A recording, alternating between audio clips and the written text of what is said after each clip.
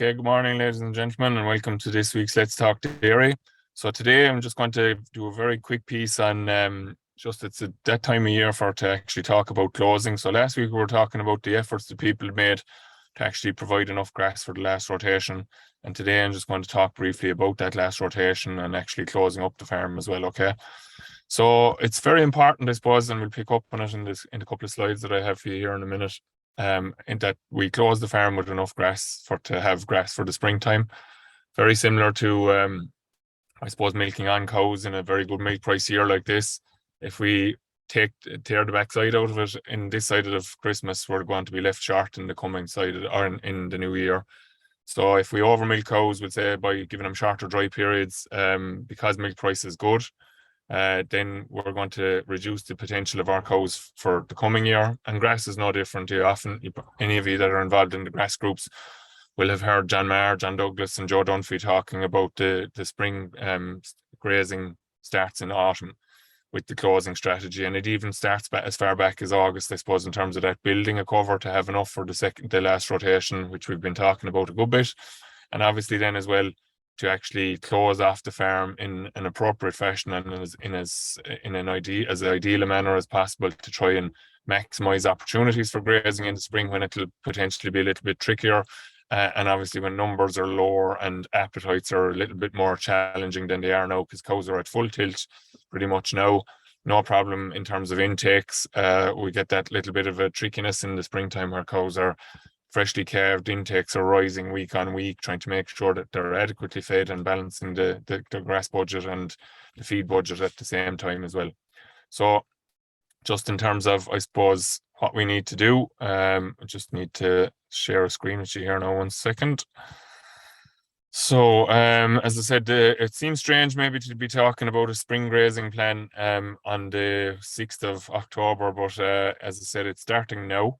And look, I'm a big fan of people actually closing up their farms sooner rather than later. So, this is a challenge, and we find this to be a challenge every year, okay? So the reason that we need to, or when do we want to close, look, that varies from area to area, I suppose, and it can vary from farm to farm, even within a parish, depending on grass growth rates, etc. But we still have to bear in mind, for the most part, that the grass that's grown throughout the month of October is going to be the grass that you're going to be grazing next spring. Okay, there will be some growth through November, obviously, and limited enough growth then over the winter period, anywhere from maybe 3 to 6 kilos a day over the winter period, which will, if we take December is our industry target date for closing cover. And if we take that, we are closed fully for December and January for the most part, and we'll be closed longer than that in some cases. But we're talking about maybe growing anywhere between 3 kilos for 60 days and maybe up to 6 kilos for 60 days. So depending on previous growth rates, if you have knowledge of previous growth rates and you know that you do grow well most winters, then you can maybe push it a little bit harder in terms of how late you graze in the spring. But on average, at commercial farm level, we generally see that we're probably only growing around 3 kgs. So that means that we've really only got 150 to 200 kgs of grass to play with over the winter period in terms of getting the cover back up to where we need it. And with higher and higher spring calving rates on farms, we need to be opening the farm at closer to 200 probably, 1,000 of a farm cover, 900 to 1,000 of a farm cover, which means that on the 1st of December, we have to be closing with 700, 800 kind of. And there's a bit of a balancing act associated with that now as well, from the point of view of making sure that we have enough grass, but not too much grass on the farm. And the timing and the availability of access to some of these paddocks is going to be very important as well. So as I said, if you don't leave some behind now, you'll have little or nothing to work with in the springtime. And we've seen that year on year. We always have examples of people that just, for different reasons, sometimes it can be facilities not being ready, so waiting on new sheds and stuff, and cows are kept out for longer, and basically that runs down the farm cover to a level that's just too low to actually grow any amount of grass over the winter period, really. So that critical 500 figure again comes into play throughout the whole year, really. We don't really want to drop below that, because it just impacts too dramatically on potential for growth on the farm. So look, as I said there, the closing date is a movable feast, but starting earlier gives you options. And I think people should be looking at some of the paddocks that they've grazed even in the last few days and maybe saying that they might be closed. While the suggested date would be anything from today kind of to the 7th of October, which is Saturday this year. I would be of the opinion that if you say that you're closed, whatever you've grazed in the last couple of days is now closed. Well, if your farm cover drops to a level that you can't actually continue to graze, then you actually have the grass left behind you. Whereas we've come across farms that are talking about closing on the 15th, closing on the 20th of October. Like, unless you're in the tropics altogether, you're not going to grow a lot of grass in the latter half of October. Like, growth rates are probably are currently around the 40 mark for this week, and they will probably average out around that for the next 2 weeks or thereabouts. And they generally tend to drop off then in the latter half of October. And like the actual quantity of grass that we're going to grow through the latter half of October is limited enough. So in terms of putting a lot of cover there, now there are pockets of the country that will get away with it, warmer places that don't get frosts, maybe coastal areas, etc. And again, if you have the information and the knowledge to suggest otherwise, then I'm happy enough for people to do that. But for the vast majority of people, we should be looking at closing or being closed. Some of our paddocks already being closed. And we have the option to go back to these potentially, but that final decision on whether you do or don't will actually be driven by your cover in mid-November. So again, we'll be talking about maybe growing somewhere in the region of 10 kgs a day, probably for the latter half of November. If we need to close at 700 or 800 kilos, we can, and it comes down to whether we're going to graze on the 16th or 17th of November or house, then our farm cover can really only afford to be probably at 550.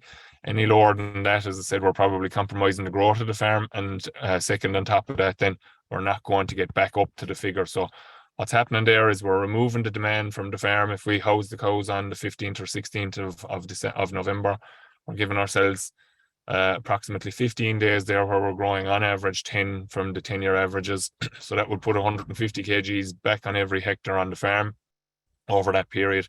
So if we had gone down to 550, it would afford us the ability to go back. That would take us back up to the 700 by the closing date of the 1st of December. So keep that in mind. Housing date and actual closing cover date are two different dates for the most part. Some very growthy farms may potentially match those two dates, but it's in highly stocked areas or in highly stocked farms, highly unlikely that that's going to happen. You're going to be housed at some stage during the month of November. And I suppose it's just factoring in that growth that we're going to get, what cover is on the farm currently, what cover are you going to need in the springtime, and that will dictate whether our closing date is the 1st of October, the 5th of October, or the 7th of October. And as I said, if we were to get very strong growth now over the next number of weeks through the month of October and conditions were favourable enough to graze, then you could actually come back and graze some of those paddocks. So it makes sense to actually stop sooner in my head. And you can retrospectively change that then. If we don't stop and we don't have the grass, we're out of options straight away, okay? So the next piece then, I suppose, is something that the lads in Grass 10 have been focusing on in the last couple of years.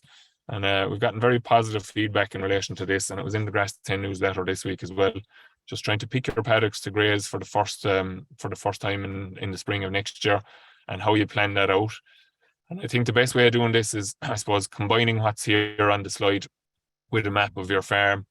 So for the autumn rotation plan, you can see how it impacts on the spring rotation plan. So down the left of the screen is the autumn rotation plan, and we're talking about grazing the first 30%, maybe a little bit with it even, where farms are going to have a high demand in the spring, with a view to maybe grazing 60 to 70% of the entire farm by the 1st of November, and then leaving the remainder then to be grazed off during the month of November. But the targeting there that we're talking about in this sense, and look, it's a bit of a tricky balance maybe in terms of, as I said last week, we were trying to get enough grass on the farm to actually have grass for the last rotation, but then trying to actually manage it in such a way that we can try and close up the farm in a way that's going to work for us as well is a little bit of another step on the ladder, I suppose. So I suppose just to put it in perspective, maybe if you had covers that were similar, maybe in two different parts of the farm, just trying to make decisions about which one would you take out first, I suppose. So if it's further away from the yard, has reasonable access and is dry, you should be trying to graze that at the moment. I suppose then for the balance of the month, we'll say, so from the 20th of October through to the end of the month, or as I said, maybe from the middle of October through to the end of the month, if you're kind of splitting that into 235s as opposed to 230s, you'll be trying to graze the paddocks that are drier, closer to the yard, have good roadways around them. Maybe we'll say multiple access mightn't be, if you might already have the multiple access, but if you have the good roadways, you can actually put that multiple access in place over the winter period. I suppose sheltered, obviously, from the point of view of freshly calved cows can be a little bit vulnerable, so we don't want them exposed on very open ground. Maybe recently reseeded from the point of view that they'll grow quick there in that latter part of October, even though they won't have, even though growth rates will be lower at that stage, those kind of fields will be more inclined to grow as you'll expect. And obviously the reseeded / quick is growing tying together there. Now there's a lot of things there. I suppose the key things would be to be drier and closer to the yard and multiple access. I suppose we can get away with sheltered from the point of view. We can get cows out for a few hours, get them back into the shed from the shelter point of view. If they're out concentrating on grazing, they're not overly bothered about the shelter anyway. But it would be nice to be able to give them that bit of a break from any wind that will be there in the springtime. As I said, they're a little bit more vulnerable. And then I suppose, how does that impact on the spring piece? I suppose if we just follow the green arrow in terms of those drier closer to the yard being grazed in the latter half of November, that means that they'll have slightly lower cover, obviously, on them in the month of February.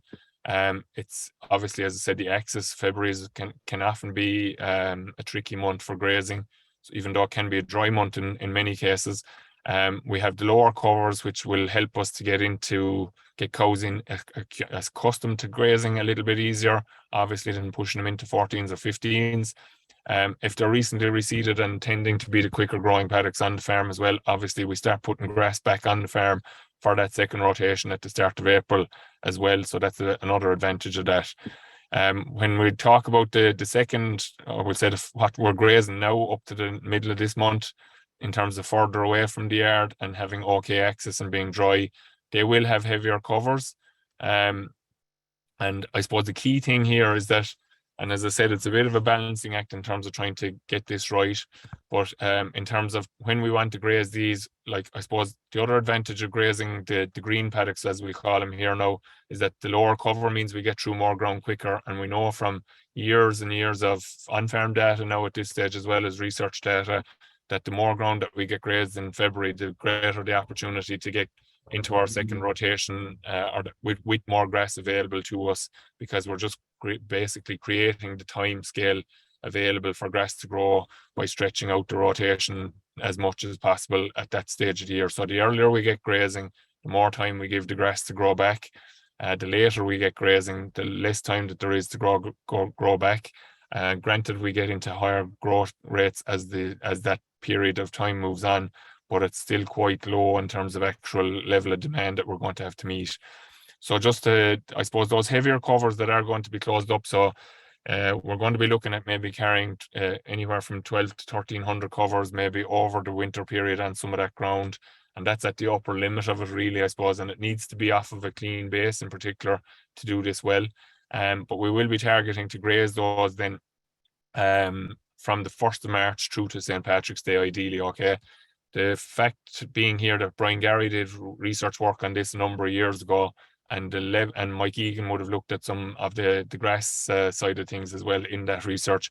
So the nutritional value of that grass is actually very good up to kind of the 10th to the middle of March.